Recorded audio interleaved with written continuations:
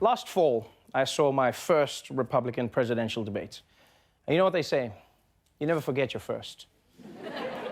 And a certain someone caught my eye. Kentucky Senator Rand Paul. You know, this is really true. I know it seems like a joke, but he seemed different from the others. His voice was calm, and some of his ideas seemed good. And his hair was indescribable. Seeing him that night made me want to get with him in a debate of my own, but smaller, one-on-one. And tonight it's happening on The Daily Show with Trevor Noah GOP debate, singles night. So ladies and gentlemen, please welcome Senator Rand Paul.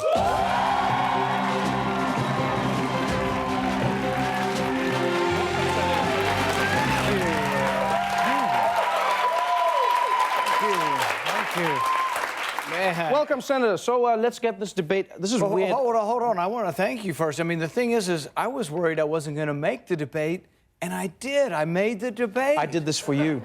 I did this for, but this is so close awkward. to being excluded, and you're going to beam me right in. You're going to beam me right in, right? This is going to be the greatest debate. I feel it's so far. I'd rather sit like this with. It's weird because if I ask you questions, why do you stand for the whole debate? Why don't they let you guys sit? Why can we get a chair? I think you should. I mean, it's still a debate, but you can sit. This is going to be serious. This isn't going to be a joke off because I wouldn't want to beat a comedian in a joke off. No. I mean, this is serious. All right. This is serious, and I wouldn't want to out-joke a Republican. Let's sit. Let's sit over there. All right. And yeah, we can still. I mean, it's still a debate. I mean, this is a little bit. You know what? I mean, we might just loosen this up a little bit if we just. What are you? Oh, that's the finest Kentucky bourbon, sir. Oh, very nice. Yeah, I'm sure you're familiar with that. Nice. And you know, every man has his secret stash. I have some of my own over here. I like to call it issues bourbon. That's a little blend they call War in the Middle East. And what I wanted to do with you is have a conversation, but play a little game. It is a drinking game. It is a drinking game. I mean, this is normal in Kentucky, I'm assuming. I will take a shot every time I feel like you're not answering my question. Because in this instance, I'm going to represent the American public. And you will represent Rand Paul.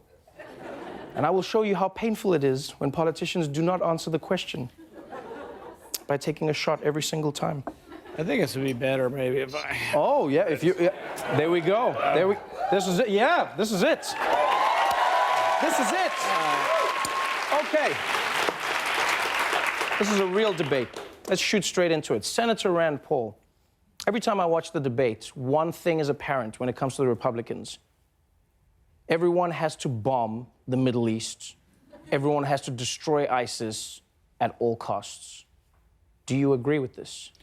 Well, I think the problem is, you know, you've heard some of them say they're going to make the sand glow. They're going to carpet bomb things. But the question is if you bomb civilian centers and you kill civilians, will there be more terrorists or less terrorists? Now, I'm not saying we don't defend ourselves, but I'm saying that we have to think about what we do before we do it, and we have to think about the ramifications of doing it. I thought I'd be drinking already. This is going well. I'll take one anyway. I mean. Okay. Okay. This is kind of nice like one. your bachelor party, though, where they tell you, keep drinking, and they're not really drinking shots, and you are. Let's go with a little blend called economy. This is interesting. One thing I picked up about you from the very beginning was that you said you wanted to deregulate in the shortest way possible. What does that mean? It means that we have to compete with the rest of the world. So we have taxes that are a burden or a cost of doing business. Yeah. We also have regulations that are a cost of doing business.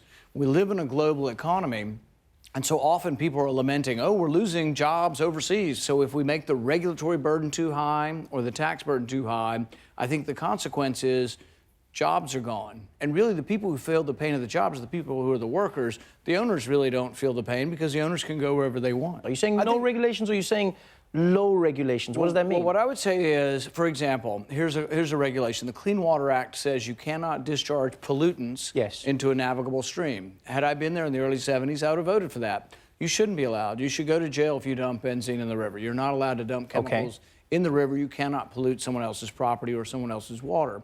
However, over time, we've now decided that dirt is a pollutant and my backyard is a river. I do object to that. I think we've gone too far in interpreting things. We put a guy in Mississippi in jail for 10 years for putting dirt on his own land. We have 48 federal agencies that have SWAT teams. I mean, we're helmets, body armor, the works. The Department of Education has a SWAT team.